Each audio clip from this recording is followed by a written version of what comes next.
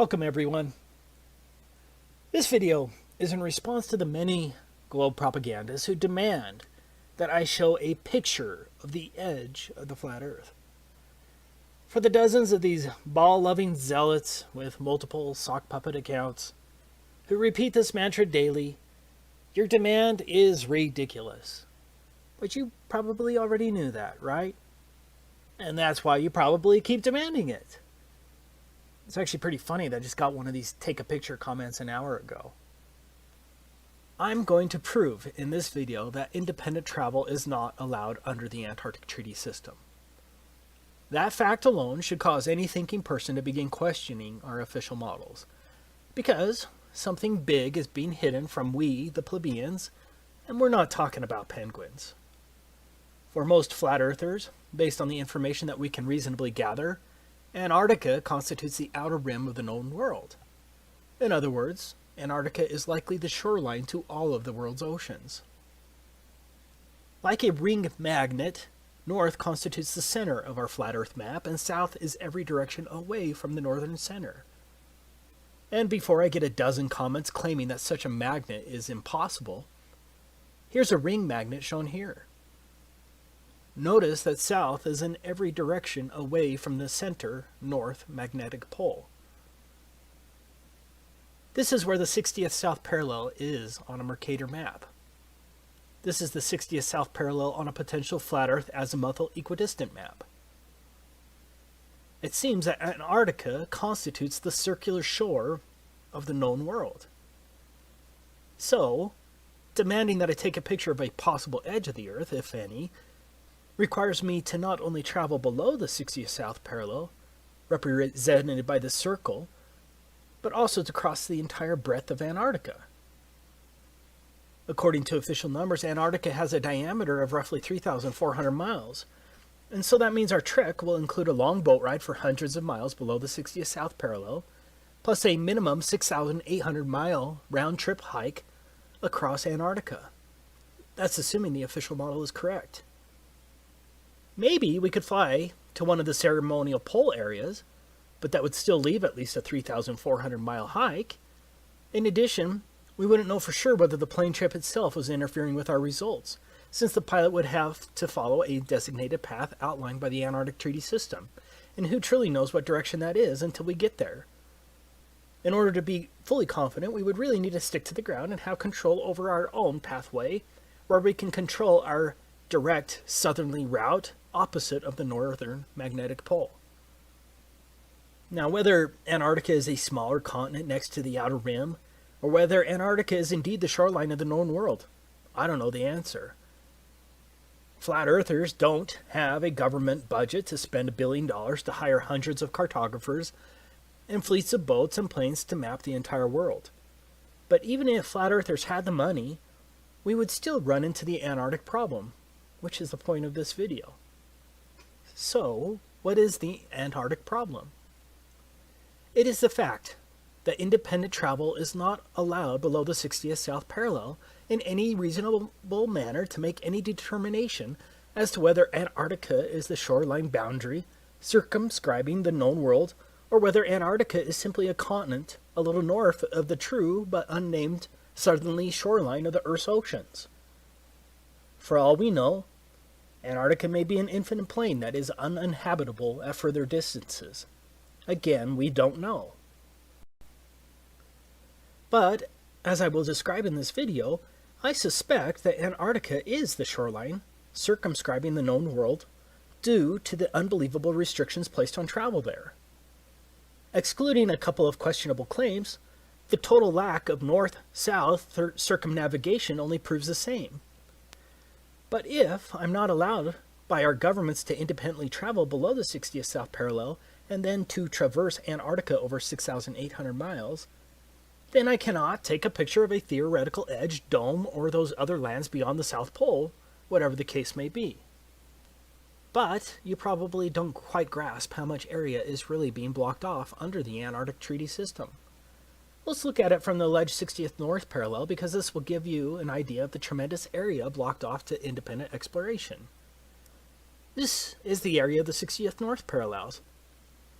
As you can see, the 60th North parallel includes all of northern Canada, Alaska, much of Russia, including St. Petersburg and other major cities, Finland, Sweden, Norway, Iceland, Greenland. It is huge. Now, why in the world is this much area blocked off at the south? Do you really think it's because of penguins?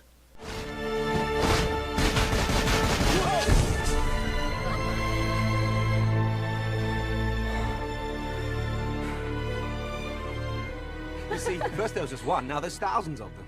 Are they trying to tell us something? So what's the problem? Well, among other things, we are messing with their food chain. And we have got to do something about it. We suggest a ban on all marine harvesting.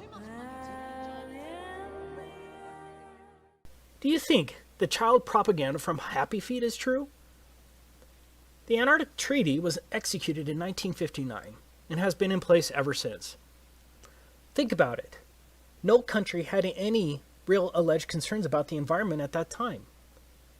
One of the more interesting facts is that the Soviet Union also ratified the treaty, and did so from the beginning on December 1st, 1959. Do you really think the Soviets were truly concerned about the penguins and the fragile Antarctic environment? In other words, America, the USSR, and the rest of the major countries of the world remained partners in generally closing Antarctica throughout most of the so-called fake space race, the Cuban Missile Crisis of 1962,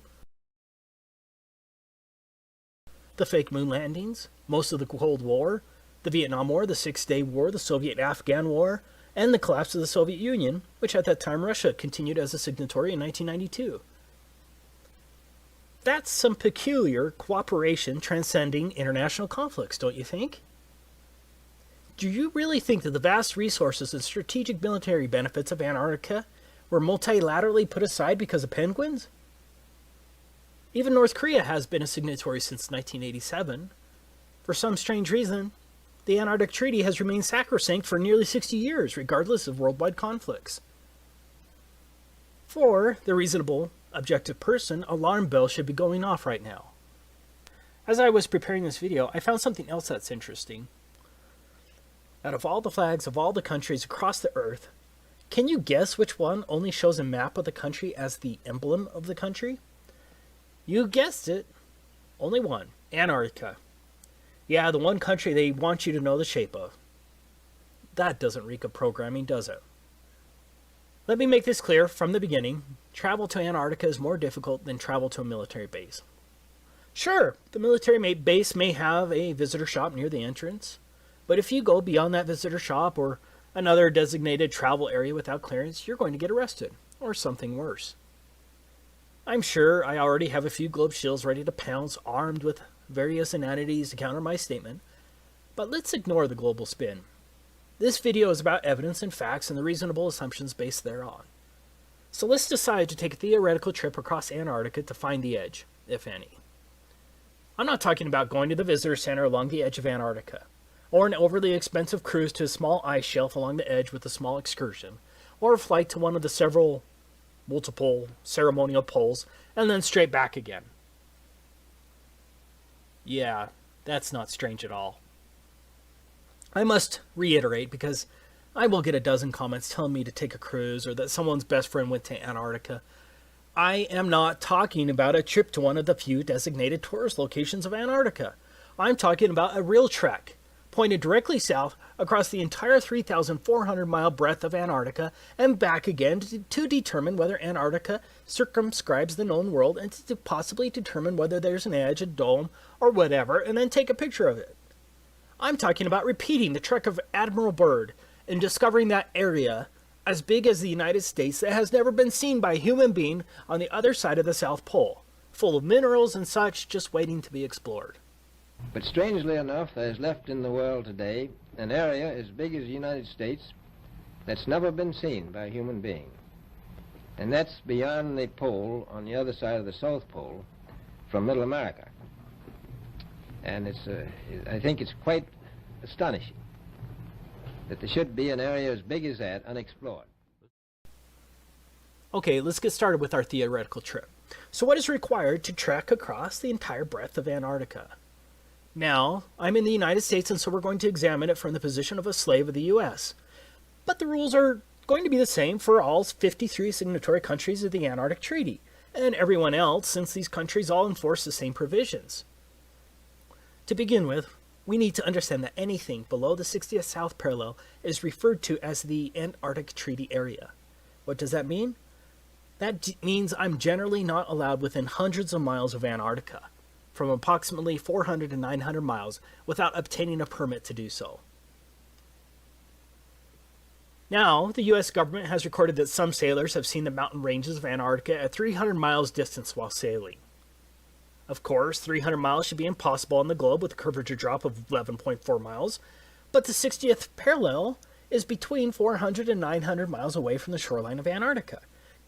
Even under a flat Earth, that's a lot of lower atmosphere to see through, also referred to as atmospheric extinction factor, and a lot of angular size reduction. Despite the claims of the ignorant globe zealots, you can't see through that much lower atmosphere. In other words, I can't even see Antarctica from the ocean without first obtaining a permit from the U.S. State Department, or whatever department that controls that in your country. Taking a trip to the 60th South Parallel isn't going to accomplish anything, and so we're stuck with getting a government permit. So let's go through the steps to obtaining a permit from the U.S. State Department. This is the handbook of the Antarctic Treaty System. These are the rules that govern all signatories to the treaty. We'll be citing to it regularly as it lays down the rules that govern the Antarctic Treaty beyond the fluff of the treaty language itself. Most importantly, we're going to look at the rules governing non-governmental activities located here, and some of the rules regarding the protection of the environment located here. Now, as a U.S. slave, this is the first form you'll have to submit to get approved to travel to Antarctica. The form itself seems rather innocuous until you understand exactly what is involved in the application process. In summary, Antarctica is treated as a giant natural reserve. Like a military base, all activities and pathways in Antarctica must be approved. This is unlike any other area in the world, except maybe a place like North Korea. So, when I say that no independent travel is allowed below the 60th South Parallel, I'm stating an admitted fact well recorded as international law. The protocol states, as a matter of principle, that all activities are to be planned and conducted on the basis of information sufficient to evaluate their possible impact on the Antarctic environment and its associated ecosystems, and on the value of Antarctica for the conduct of scientific research. Organizers should be aware that the environmental protocol requires that activities shall be modified, suspended, or canceled if they result or threaten to result in impacts upon the Antarctic environment or dependent or associated ecosystems. If you visit Russia, with a Russian visa, for example, are you limited to one particular neighborhood and certain pathways? For those who visit America as a tourist, are you restricted to New York City? Or are you generally allowed to travel around America? No one is just allowed to travel around Antarctica. All of your activities, vehicles, and pathways must be approved, but it gets much worse. Now, how many genuine people watching this video think that the purpose of seeing the edge, the dome, or the extended plain beyond Antarctica would be approved by the U.S. State Department and the other myriad of agencies? Are you ready to litigate the matter when some State Department official arbitrarily says something like, "I think your expedition is frivolous and would be too damaging to the environment, especially in the light of the frivolity of the expedition"? I don't think a court will overturn that decision, especially when treaty law supersedes any rights you may think you have. So, we're going to have to come up with some fake expedition that will somehow get approved. Let's say we're a tree-hugging Luciferian geologist conducting a comprehensive analysis of the global carbon footprint on Antarctica and its flora and fauna. I think that sounds plausible, and so we could hypothetically fake our way in with respect to our purpose, but it will be tricky. Okay, I'm not advocating that anyone break the law. This is all theoretical. That brings us to the next point. Entire swaths of land are entirely off limits to all travel. These are called specially protected areas. It's pretty much guaranteed that no one is going to get a permit to go through a specially protected area. If my math is right, that's 1,373 square miles that are allegedly specially protected areas. You can see the maps on the websites, but I don't have time to plot all of them. Now, I agree that's not huge in comparison to the total alleged area of Antarctica. But I believe there's a distinct possibility that those swaths of land could be coordinated in such a way as to prevent me from going through Antarctica easily. So, right from the beginning, my route may be extra hard, especially if mountain pathways are blocked and the areas are much larger than claimed due to likely globe distance shenanigans. But let's go ahead and assume we can navigate around those prohibited, specially protected areas. Next, no motorized equipment is allowed at all for non-governmental personnel. Page 308 states, do not use aircraft, vessels, small boats, or other means of transport in ways that disturb wildlife either at sea or on land. That seems kind of hard and very subjective, doesn't it? Antarctica itself is supposed to have a diameter of 3,400 miles. That means no motorized equipment for at least a 6,800-mile round trip? That sounds pretty damn impossible, right? Especially if Antarctica is much bigger than what is claimed. What about sled dogs? Surely they'll be allowed. What's that? Sled dogs aren't even allowed? Okay, so our trip is now limited to a very long hike in insanely harsh conditions over an extreme rise of elevation. On a side note, Antarctica has the highest average elevation of any alleged continent, but I'm sure that's just coincidence, right? But getting back to our insane trip, we not only have to walk at least 6,800 miles, mostly depending on when we need to turn around, we must also tread extremely lightly as walking on plants in Antarctica is prohibited. I can't damage plants or frighten wildlife on a 6,800-mile journey in a wilderness? I wonder if the Lewis and Clark expedition was limited by such requirements. Good luck traversing 6,800 miles on foot without damaging plants or frightening wildlife with no motorized equipment. I'm not saying that we couldn't figure out a way to get around these big issues, or maybe we could just, theoretically ignore the issues once we get there. But again, I'm not advocating that anyone break the law. I'm saying that these are listed enforcement rules under the Antarctic Treaty System. And so think of how easy it would be for one of the many international bureaucrats reviewing our application to deny a permit to trek across Antarctica based on this one plausible excuse. Sorry, you're going to end up walking on plants and scaring birds at least one time during your 6,800-mile journey, and the Antarctic Treaty System prohibits such activities. Application denied. For argument's sake, let's just assume we're going to figure out a way to get around that. Don't ask me how. The next issue is, how are we going to carry all that food and fuel for heat? And don't think that the Antarctic Treaty System isn't concerned with how we store our fuel. The United States itself is roughly 2,500 miles across. So imagine the difficulty of hauling food, climbing at extremely high and unknown elevations, and carrying all of your extremely warm gear and supplies across the United States from coast to coast and back again, all on foot with no food stops along the way. And don't forget, we're going to have to haul our poop as well. You are going to have to drag your poop with you on your 6,800-mile Antarctic hike. But it gets worse. Your poop is regulated by a different pseudo-government agency, the National Science Foundation. Here's where you can learn about what permit is required if you wanted to dispose of your poop on your 6,800-mile journey if you don't want to carry it. Could you imagine for your next trip to France and the custom agent saying, "Welcome to France. By the way, no vehicles are allowed, no animals are allowed, do not walk on any plants, and here's a bag for your poop. Be sure to bring it back full." If you don't want to carry your poop, you're going to have to get a permit from the National Science Foundation. Enjoy your stay. But here's another and potentially bigger problem. What if there is no edge when you get there, but the conditions only get worse? How many years of supplies can one carry by a handheld sled and some skis? What if Antarctica goes beyond 3,400 miles? What then? When do you turn your back, and how do you prove it? Because the globe shows are just going to call you a liar anyways.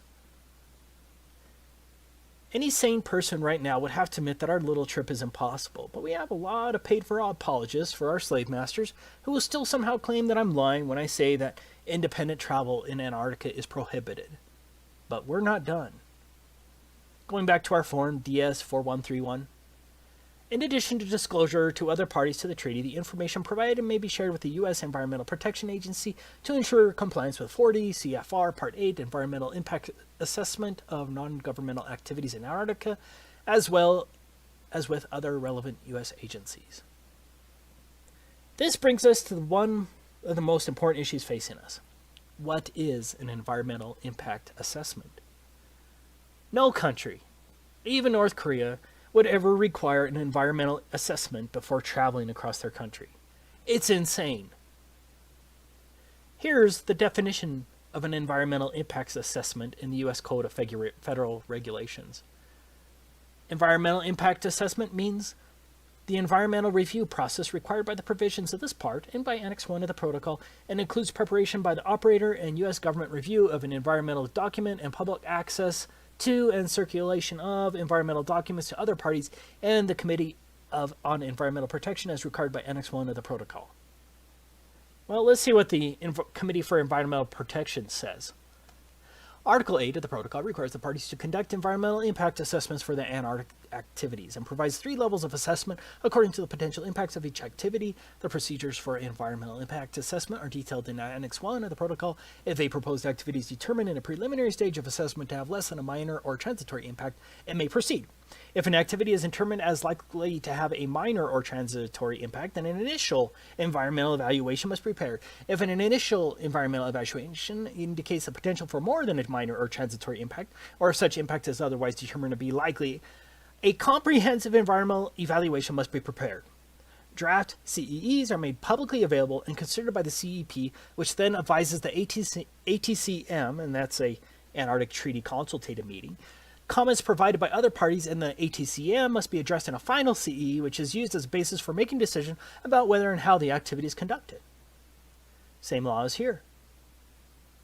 It is the comprehensive environmental evaluation that's going to kill our expedition. Here's the regulation, and this applies to all signatories, including North Korea. Any operator who plans a non-governmental expedition that would require a CEE must submit a draft of the CEE by December 1st of the preceding year. Within 15 days of receipt of the draft CEE, EPA will send it to the Department of State, which will circulate it to all parties to the protocol, and forward it to the Committee for Environmental Protection established by the protocol, and publish notice of receipt of the CEE and request for comments on the CEE in the Federal Register, and will provide copies to any person upon request. The EPA will accept public comments on the CEE for a period of 90 days following notice in the Federal Register. The EPA, in consultation with other interested federal agencies, will evaluate the CEE to determine if the CEE meets the requirements under Article 8, Annex 1 to the Protocol and the provisions of this part, and will transmit its comments to the operator within 120 days following publication in the Federal Register of the notice of availability of the CEE. So, now, I'm sure most of you probably just went brain dead when I read that, so let me explain it. First, our CEE, that's our Comprehensive Environmental Evaluation, must pass the EPA's initial review. Not an easy task. Next, the Department of State, along with its Office of Ocean and Polar Affairs Bureau of Oceans, Environment, and Science, must review it. Next, it will be sent to all parties. That's 100 countries, by the way. Next, your assessment must be approved by an international bureaucracy called the Committee for Environmental Protection. After their highly unlikely approval, the EPA will then publish it in the United States Federal Register. Now, why would they do that? Because any supposed private tree-hugging group can now sue to stop you from going there. Once that is done, assuming you haven't been sued, then the EPA, along with all of the other interested federal agency, whatever the hell that means, evaluates it again. Do you realize the amount of legal work this would entail? Do you realize how easy it would be for any one of hundreds of entities or thousands of bureaucrats to halt your expedition? Again, this applies to all countries. One person in the comments of my last Antarctic video claimed that it wasn't necessary in the United Kingdom. Well, he lied. The Environmental or Madrid Protocol is part of the Antarctic Treaty System and applies to all countries. Here is the requirement on the UK application if you're interested. As explained above, for every person in the United States who wants to get a permit to travel across Antarctica, has to first submit the environmental impact assessment to the EPA. You know, the freedom-loving EPA. Beware! Beware! Time is short! EPA! EPA! EPA! Believe me! Believe me!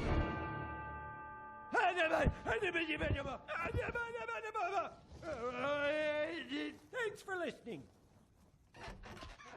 Lost them, sir. Damn it! Well, then you find them, and you get them back in the dome. And to make sure nobody else gets out, I want roving death squads around the perimeter 24/7. Do you know what the environmental impact statement costs? This is very similar. A typical environmental impact statement costs from $250,000 to $2 million. And those are a lot easier than this comprehensive environmental analysis required under the Antarctic Treaty. For us, the biggest problem is that you would have to incur the expense of the environmental impact assessment before you know if you're denied, due to whatever arbitrary claim a bureaucrat can think of. Do you see how difficult this environmental assessment will be? How would one know the environmental impact on an area which you've never been to, and very little information would be available? With a normal environmental assessment, you'd be able to send an engineering firm to the location to make the assessment with attorneys who would draft the statement. In this case, you can't send an engineering firm all the way to Antarctica, and so you have to hire Antarctic experts who have been to the same places you're planning on walking through. And how many of those do you think there are? I say that we can safely assume that the price of getting an environmental impacts assessment approved by the EPA and the international agency would cost millions, assuming no supposed private group sues you once it's published in the Federal Register. Do you have more than $2 million to spend for an environmental impact assessment? And then, what if the EPA or the Committee for Environmental Protection or one of the other agencies says no? Maybe that not enough information was provided. Are you ready to spend another $2 million to fight that in court? But you still have to have your purpose approved. Do you see the problem there? You would likely spend millions on getting the environmental impact statement, only later to have some official at the International Committee for Environmental Protection reject your purpose in Antarctica.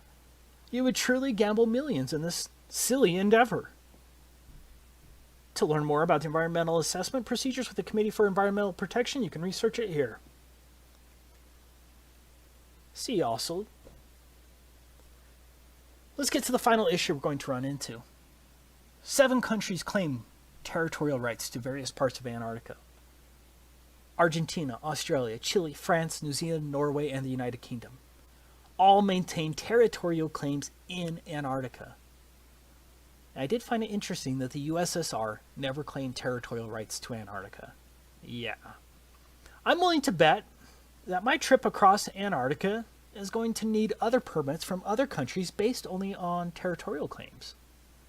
Getting more permits or visas from other countries who have alleged territory in Antarctica?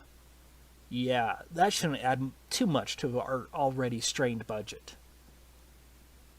Now, just for the propagandist who's going to claim that's not true, I quote, "The Antarctic Treaty puts aside the potential for conflict over sovereignty for providing that nothing that occurs while the treaty is enforced will enhance or diminish territorial claims." Meaning, the territorial claims trump.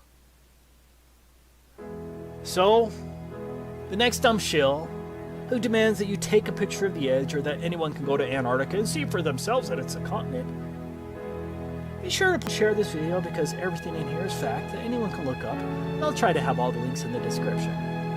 Of course, the lying minions from the Ministry of Truth will spin and call you names, but at least the rest of the world will see the liars for who they truly are. This is Taboo Conspiracy, signing off.